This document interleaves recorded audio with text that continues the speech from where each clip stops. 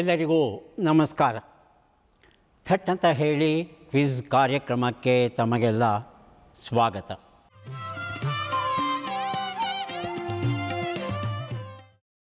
ಇತ್ತೀಚೆಗೆ ಅನಕ್ಷರತೆ ಹೆಚ್ಚಾಗಿರೋದನ್ನು ನಾವು ನೋಡ್ತಾ ಇದ್ದೇವೆ.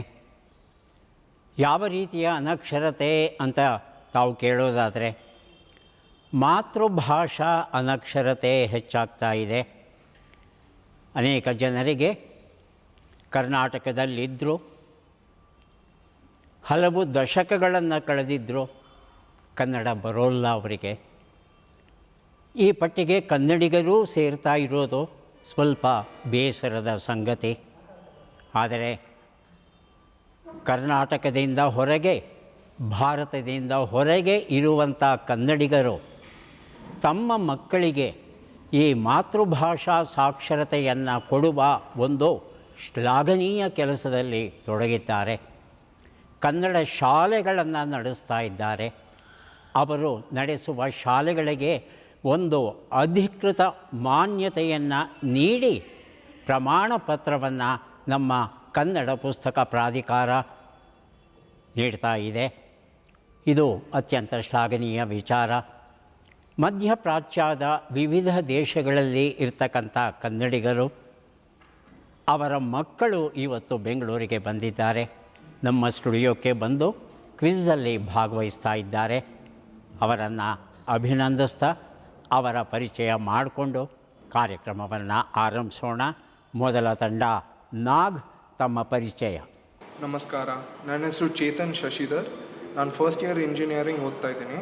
ನಾನು ಕನ್ನಡ ಪಾಠಶಾಲೆಯಲ್ಲೇ 6 ವರ್ಷ ಓದಿದ್ದೀನಿ, ಪ್ರೌಢ ತನಕ ದುಬೈನಲ್ಲೇ. ನಮಸ್ಕಾರ, ನನ್ನ ಹೆಸರು ಅಪ್ರಮೇಯ ಚಿರಂಜೀವಿ. ನಾನು UAE ಇಂದ ಬಂದಿದ್ದೇನೆ. ನಾನು 6ನೇ ಕ್ಲಾಸಲ್ಲಿ ಓದುತ್ತಿದ್ದೇನೆ ಮತ್ತು ನಾನು ಮಾಧ್ಯಮಿಕ ಹಂತ 2Aಯಲ್ಲಿ ಓದುತ್ತಿದ್ದೇನೆ. ತುಂಬ ಸಂತೋಷ ನಾಗ್ ತಂಡ, ಸ್ವಾಗತ ತಮಗೆ. ಈಗ ನಿರ್ಭಯ್ ತಂಡ, ತಮ್ಮ ಪರಿಚಯ. ನಮಸ್ಕಾರ, ನನ್ನ ಹೆಸರು ಯುಕ್ತ. ನಾನು UAE ಇಂದ ಬಂದಿದ್ದೀನಿ. ನಾನು 7ನೇ ತರಗತಿಯಲ್ಲಿ ಓದುತ್ತಿದ್ದೇನೆ. ಕನ್ನಡ ಪಾಠಶಾಲೆಯಲ್ಲಿ ನಾನು 3 ವರ್ಷದಿಂದ ಓದ್ತಿದ್ದೇನೆ. ನಮಸ್ಕಾರ, ನನ್ನ ಹೆಸರು ವಿಭಾ ಸುನಿಲ್. ನನಗೆ 10 ವರ್ಷ. ನಾನು ಅಬುಧಾಬಿಯಿಂದ ಬಂದಿದ್ದೇನೆ.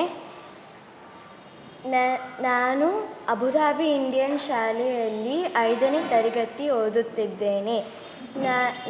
ನನ್ನ ಹವ್ಯಾಸ ಈಜುವುದು ಮತ್ತು ಪುಸ್ತಕಗಳನ್ನು ಓದುವುದು. ನಾನು ಕನ್ನಡ ಪಾಠಶಾಲೆ ದುಬೈಯಿಂದ ಕಲಿಯುತ್ತಿದ್ದೇನೆ.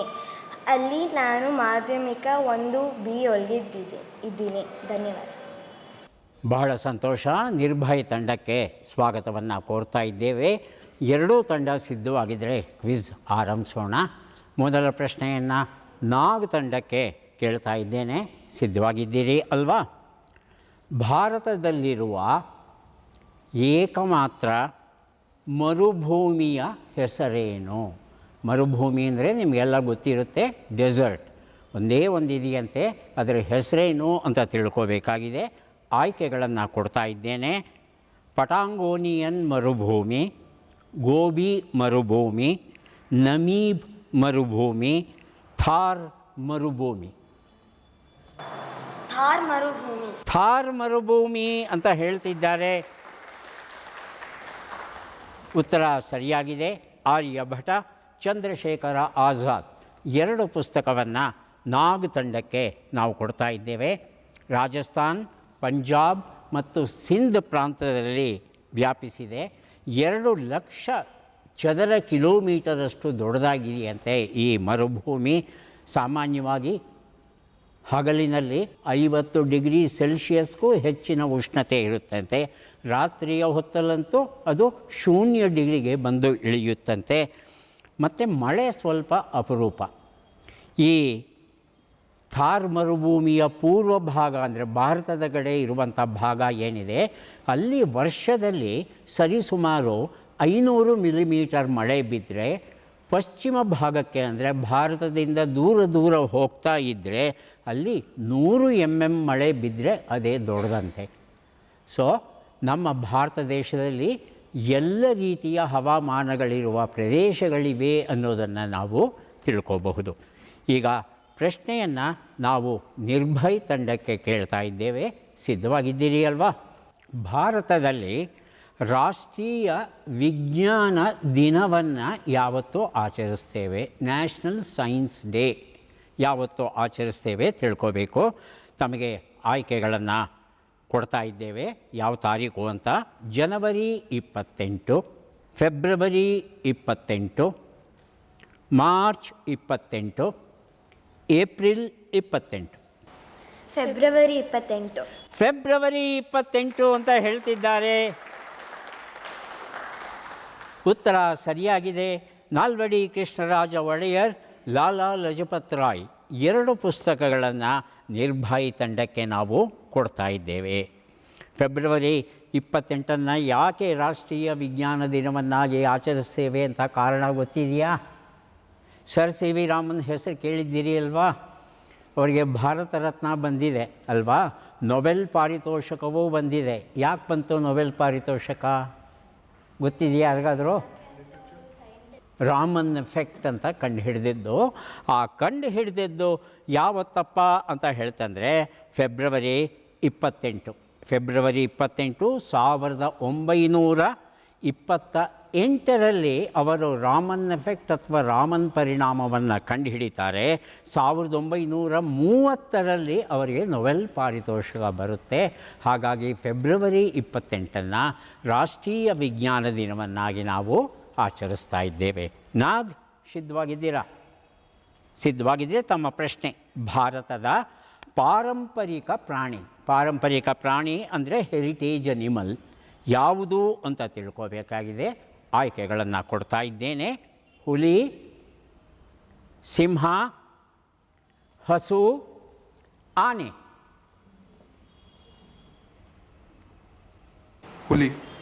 ಹುಲಿ ಅಂತ ಹೇಳ್ತಾ ಇದ್ದಾರೆ ನಾಗ್ ತಂಡದವರು. ನಿರ್ಭಯ್ ಏನು ಹೇಳ್ತಾರೆ ಕೇಳೋಣ. ಆನೆ ಅನ್ನೋದು ಸರಿಯಾದ ಉತ್ತರ. ನಿರ್ಭಯ್ ತಂಡಕ್ಕೆ ಬಾಲಗಂಗಾಧರ ತಿಲಕ್, ಹರಿಹರ 2 ಪುಸ್ತಕಗಳನ್ನು ಕೊಡ್ತಾ ಇದ್ದೇನೆ. ಬ್ರಹ್ಮೋಸ್ ತಂಡಕ್ಕೆ ರಾಷ್ಟ್ರೀಯ ಪ್ರಾಣಿ ಮತ್ತು ರಾಷ್ಟ್ರೀಯ ಪಾರಂಪರಿಕ ಪ್ರಾಣಿ ವ್ಯತ್ಯಾಸ ಗೊತ್ತಿರಬೇಕು. ನ್ಯಾಷನಲ್ ಅನಿಮಲ್, ರಾಷ್ಟ್ರೀಯ ಪ್ರಾಣಿ ಅಂದರೆ ಅದು ಹುಲಿ. ಮೊದಲು ಸಿಂಹ ಆಗಿತ್ತು. ಸಿಂಹ ಸ್ವಾಭಾವಿಕವಾಗಿ ನಮ್ಮ ದೇಶದಲ್ಲಿ ವಾಸ ಮಾಡೋಲ್ಲ. ಆದರೆ ಹುಲಿ ನಮ್ಮ ದೇಶದಲ್ಲಿ ಸ್ವಾಭಾವಿಕವಾಗಿ ವಾಸ ಮಾಡುವ ಪ್ರಾಣಿ ಆಗಿರೋ ಕಾರಣ ಹುಲಿಯನ್ನು ನಾವು ರಾಷ್ಟ್ರೀಯ ಪ್ರಾಣಿಯನ್ನಾಗಿ ಸ್ವೀಕರಿಸಿದ್ದೇವೆ. ಹಾಗೆಯೇ ಆನೆ, ಆಫ್ರಿಕಾ ಆನೆ, ಏಷ್ಯಾ ಆನೆ, ಭಾರತೀಯ ಆನೆ 2 ಥರ ಆನೆ ಇದೆ. ಈ ಭಾರತೀಯ ಆನೆ ಅನ್ನೋದು ಏನಿದೆ ಇದನ್ನು ಎಲಿಫಸ್ ಮ್ಯಾಕ್ಸಿಮಸ್ ಇಂಡಿಕಸ್ ಅಂತ ಕರಿತೇವೆ. ಈ ಆನೆ ನಮ್ಮ ಪರಂಪರೆಯನ್ನು ನೆನಪಿಸುವಂಥ ಪ್ರಾಣಿ ಅನ್ನೋ ಹೆಸರಲ್ಲಿ ಆ ಗೌರವವನ್ನು ಕೊಟ್ಟಿದ್ದೇವೆ. ಈಗ ಪ್ರಶ್ನೆ ಯಾರಿಗೆ? ನಿರ್ಭಯ್ ತಂಡಕ್ಕಲ್ವಾ? ತಮ್ಮ ಪ್ರಶ್ನೆ: ಭಾರತದ ರಾಷ್ಟ್ರೀಯ ಹಣ್ಣು ಮಾವಿನ ಹಣ್ಣು. ಕರ್ನಾಟಕದ ಹಣ್ಣು ಯಾವುದು ಅಂತ ತಿಳ್ಕೋಬೇಕಾಗಿದೆ. ಆಯ್ಕೆಗಳನ್ನು ಕೊಡ್ತಾ ಇದ್ದೇನೆ ತಮಗೆ: ಮಾವಿನ ಹಣ್ಣು, ಸೀಬೆ ಹಣ್ಣು, ನೇರಳೆ ಹಣ್ಣು, ಸಪೋಟ.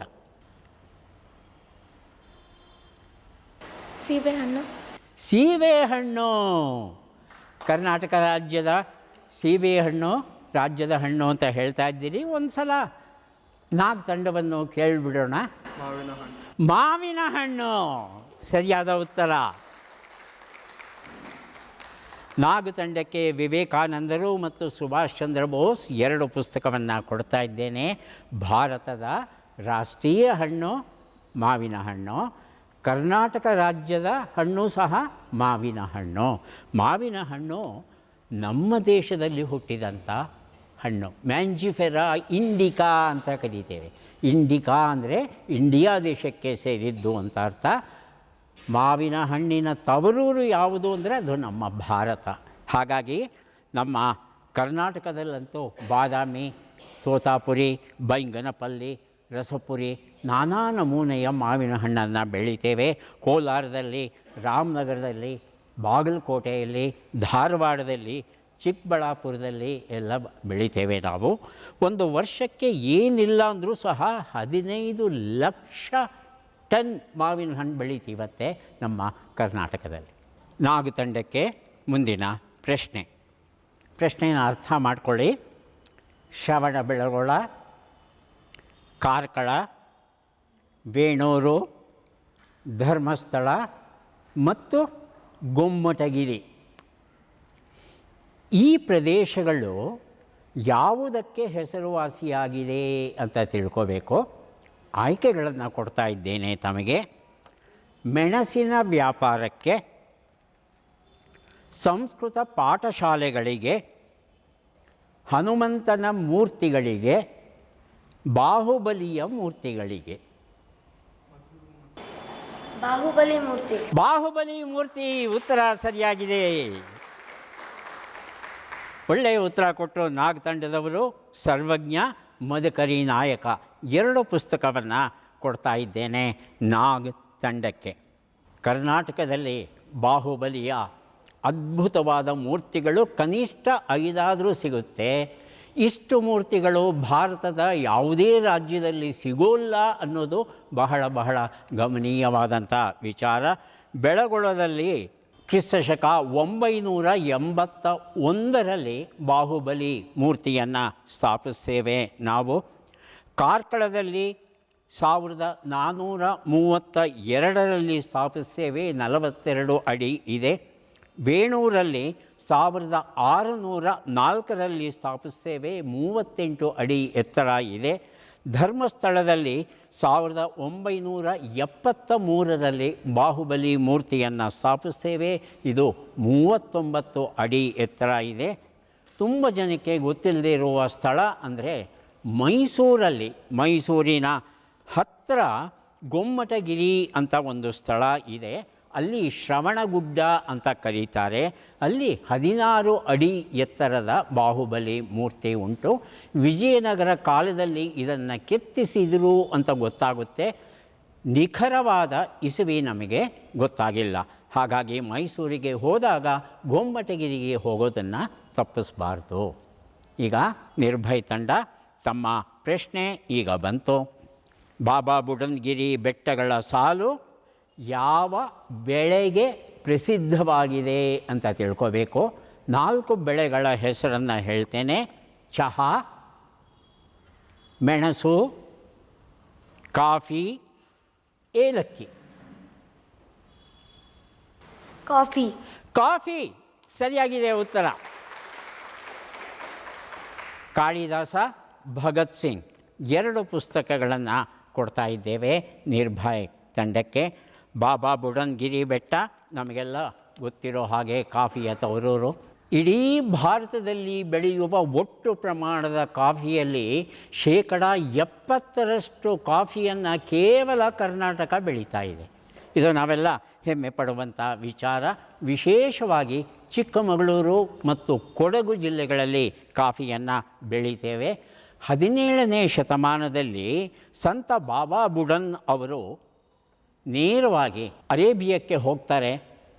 ಕಾಫಿ ಬೀಜಗಳನ್ನು ತಮ್ಮ ಉಡುಪಲ್ಲಿ ಬಚ್ಚಿಟ್ಟುಕೊಂಡು ತರ್ತಾರೆ. ಅವರು ತಂದು ಚಂದ್ರಗಿರಿ ಬೆಟ್ಟಗಳು ಅಂತ ಕರಿತೇವೆ ನಾವು ಅದನ್ನು. ಐತಿಹಾಸಿಕವಾಗಿ ಪೌರಾಣಿಕವಾಗಿ ಆ ಚಿಕ್ಕಮಗಳೂರಲ್ಲಿ ಇರುವಂಥ ಬೆಟ್ಟಗಳ ಸಾಲು ಏನಿದೆ ಅದು ಚಂದ್ರಗಿರಿ ಬೆಟ್ಟಗಳು ಅಂತ ಕರೀತಾರೆ. ಅಲ್ಲಿ ಈ ಬೀಜಗಳನ್ನು ಬಿತ್ತುತ್ತಾರೆ. ಅದು ಗಿಡಗಳು ಚೆನ್ನಾಗಿ ಬೆಳೆಯುತ್ತೆ. ಆನಂತರ ಈ ಚಂದ್ರಗಿರಿ ಬೆಟ್ಟಗಳ ಸಾಲನ್ನು ಬಾಬಾ ಬುಡನ್ಗಿರಿ ಬೆಟ್ಟಗಳ ಸಾಲು ಅಂತ ನಾವು ಕರೀಲಿಕ್ಕೆ ಶುರು ಮಾಡ್ತೇವೆ. ಒಳ್ಳೆಯ ಉತ್ತರ ಕೊಟ್ಟಿದ್ದಾರೆ. ಈಗ ನಾಗ್ ತಂಡಕ್ಕೆ ಪ್ರಶ್ನೆ ಬರ್ತಾ ಇದೆ. ಪ್ರಶ್ನೆಯನ್ನು ಅರ್ಥ ಮಾಡ್ಕೊಳ್ಳಿ.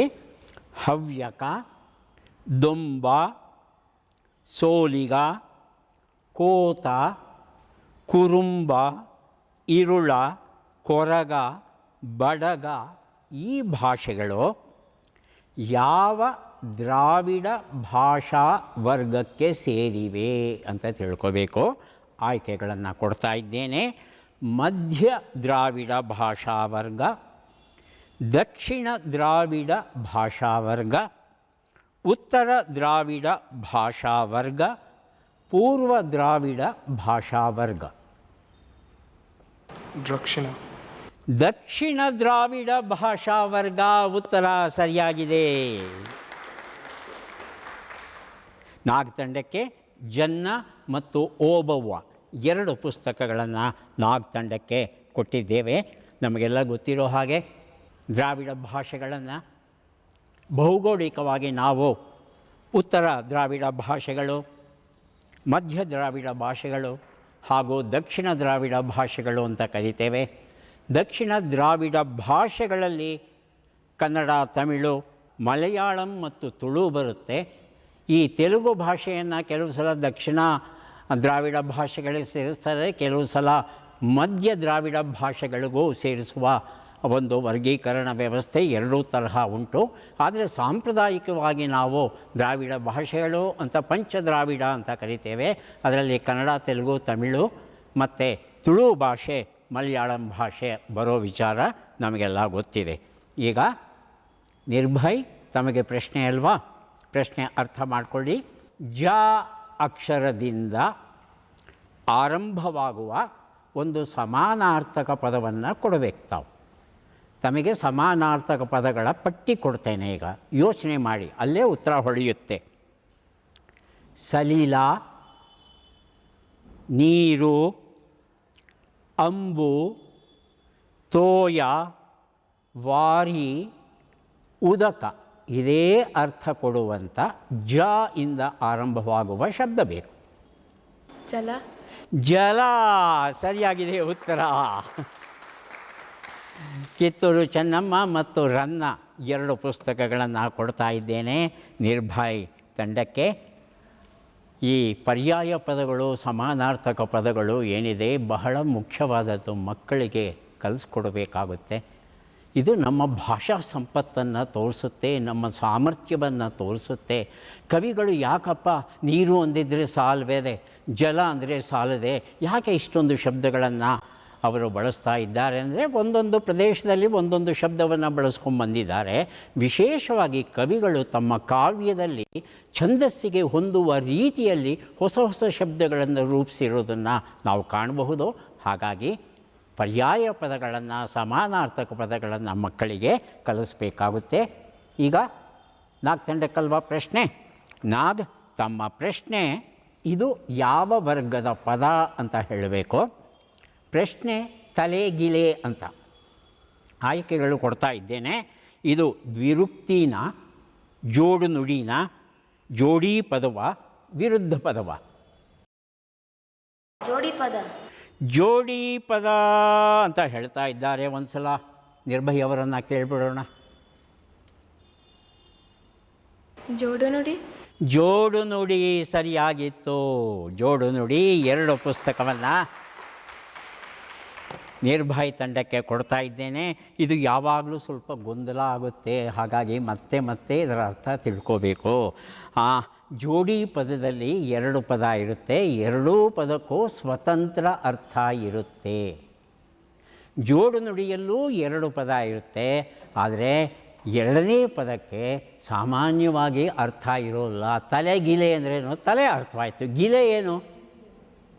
ಪ್ರಾಸಕ್ಕೆ ಅವರು ಸೇರಿಸ್ಕೊಂಡ್ಬಿಟ್ಟಿರ್ತಾರೆ. ಹಾಗಾಗಿ ಜೋಡಿ ಪದ, ಜೋಡು ನುಡಿ ಇವೆಲ್ಲ ಗೊತ್ತಿರಲೇಬೇಕು ನಮಗೆ. ಹಾಗಾಗಿ ಜೋಡು ನುಡಿಯಲ್ಲಿ 2ನೇ ಪದಕ್ಕೆ ಅರ್ಥ ಇರಲೇಬೇಕಾಗಿಲ್ಲ ಅನ್ನೋದನ್ನು ತಿಳ್ಕೊಂಡ್ರೆ ಸಾಕಾಗುತ್ತೆ. ಈಗ ಮುಂದಿನ ಪ್ರಶ್ನೆ ನಿರ್ಭಯ್ ತಂಡಕ್ಕಲ್ವಾ? ಶಬ್ದಗಳನ್ನು, ಅಕ್ಷರಗಳನ್ನು ಕೊಡ್ತೇನೆ. 12 ಅಕ್ಷರನ. ನಾ, ನೋ,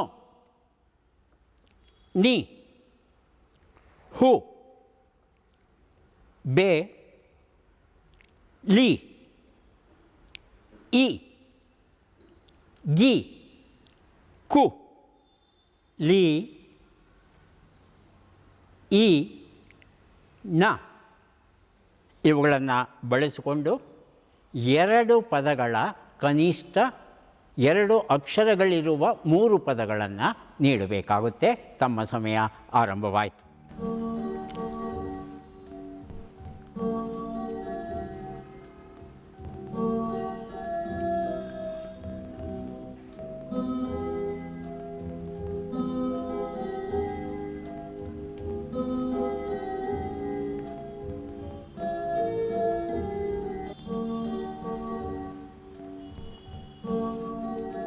ಸಮಯ ಮುಗಿದಿದೆ. ನಿರ್ಭಯ್ ತಂಡ ಕೊಡಬೇಕಲ್ವ ಶಬ್ದ? ಕೊಡಿಮ್ಮ. ಹುಲಿ ಗಿನಿ ಇಲಿ. ಹುಲಿ, ಇಲಿ, ಹುಲಿ, ಗಿನಿ ಮತ್ತು ಇಲಿ. 3 ಶಬ್ದಗಳನ್ನು ಕೊಟ್ಟಿದ್ದೇವೆ.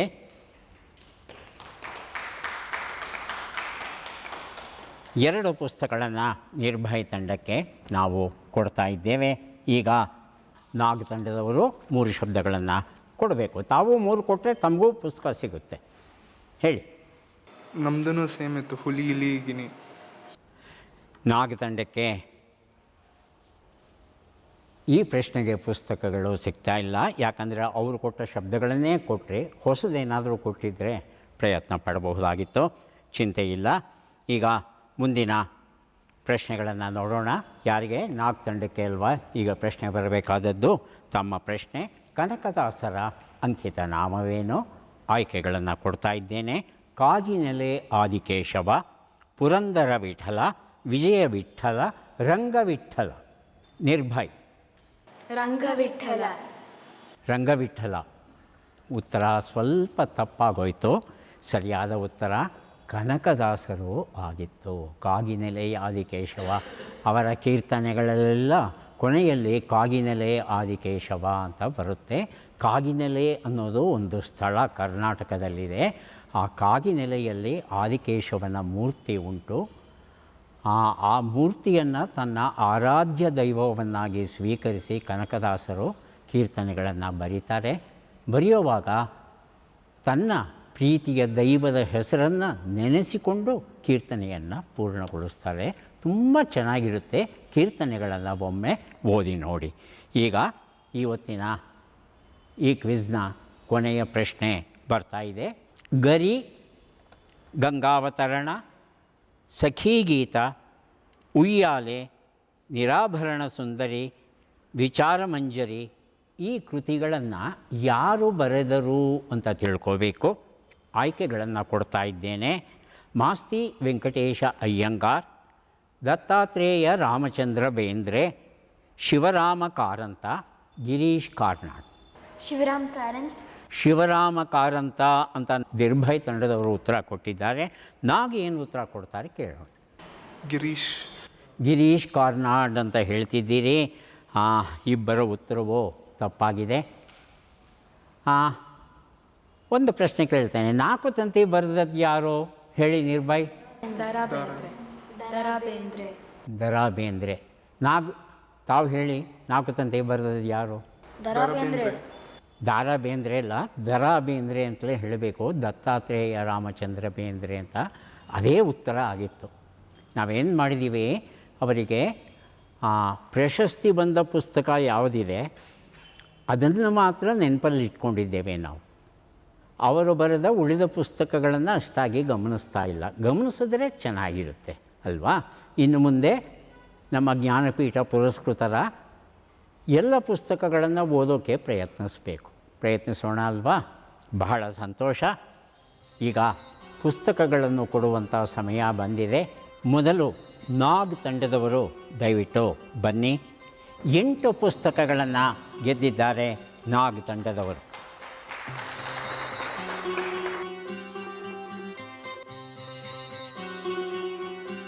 ನಿರ್ಭಯ್ ತಂಡದವರು 12 ಪುಸ್ತಕಗಳನ್ನು ಗೆದ್ದಿದ್ದಾರೆ. ದಯವಿಟ್ಟು ಬನ್ನಿ.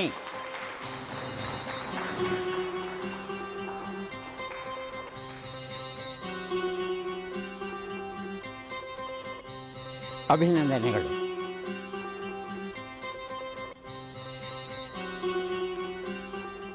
ವೀಕ್ಷಕರೇ, ಇದುವರೆಗೂ ತಾವು ಮಧ್ಯಪ್ರಾಚ್ಯದಲ್ಲಿ ಇರತಕ್ಕಂಥ ಕನ್ನಡ ಮಕ್ಕಳಿಗಾಗಿ ವಿಶೇಷವಾದ ಕ್ವಿಜ್ ಕಾರ್ಯಕ್ರಮವನ್ನು ತಾವು ನೋಡಿದ್ರೆ ಮತ್ತೆ ಭೇಟಿಯಾಗೋಣ. ನಮಸ್ಕಾರ.